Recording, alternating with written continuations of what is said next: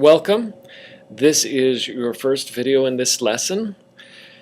This video is going to focus on the undefined terms of geometry. We consider these terms undefined because they don't technically exist in our three-dimensional world. They have less than 3 dimensions, so what we do is we describe what they do and then create a representation that we can see. Our first undefined term is a point. It indicates a location, but it has no size.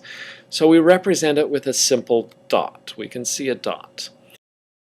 The capital letter A next to that point is how we name it. So we name points with capital letters, so this is point A. Our next concept is that of a line. It extends in opposite directions with no end. It has infinite length, an infinite number of points, but only one dimension. We represent it with a straight path with arrowheads at both ends, the arrowheads indicating that it goes on forever. And then we name it by using any 2 points on the line with the line symbol or a lowercase italicized letter. Lines have an infinite number of points. Here we'll choose 3, A, B, and C. So we can name this line, line AB. Notice the line symbol above them. We can also name it line BC or line CA. The order of the points doesn't matter in the name. If there is a lowercase italicized letter, usually near one of the arrowheads, we can use that. So we can name this line L as well. We are going to have a couple definitions in this lesson. Our first definition is collinear, which means to lie on the same line. So if 3 or more points lie on the same line, they are collinear. So points A, B, and C are collinear. But wait, what about this point D out here? It's not on the line. So what can we say about points A, B, and D? No, we say they are non-collinear. Our final undefined term is that of a plane. It's a flat surface extending in 2 dimensions without end. It contains an infinite number of lines. We represent it with a parallelogram. So here we see that everything in this figure so far is on the same plane.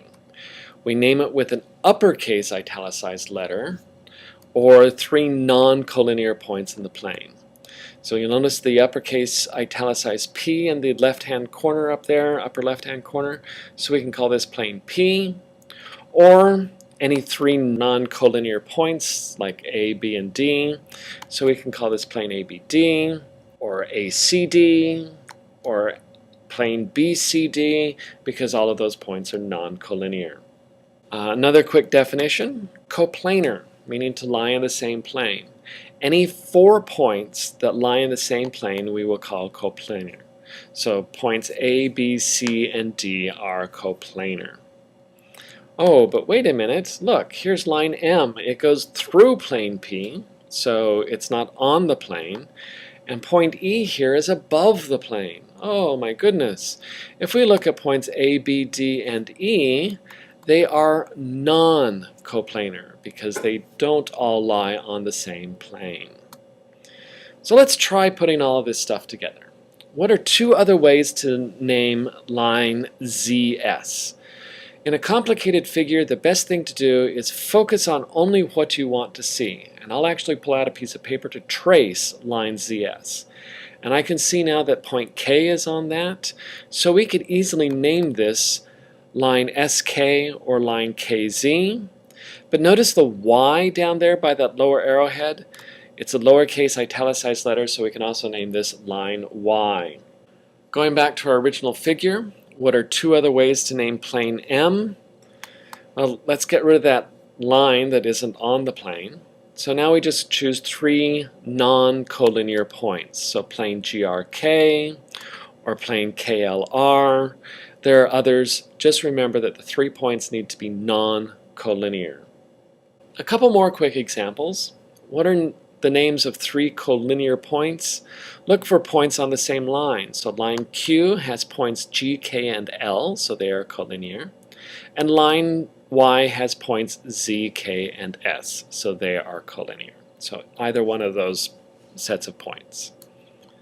How about this one? The name of 4 coplanar points. Well, we only have plane M here, And the points in plane M are points G, K, L, and R. So they are coplanar points. So here are 3 questions to try on your own really quick. Pause the video, answer the questions, then come back for the answers. Welcome back. Here are your answers. If they don't make sense or you have questions, please write those questions in your notes and remember to ask them in class. This is the end of the first of 3 videos.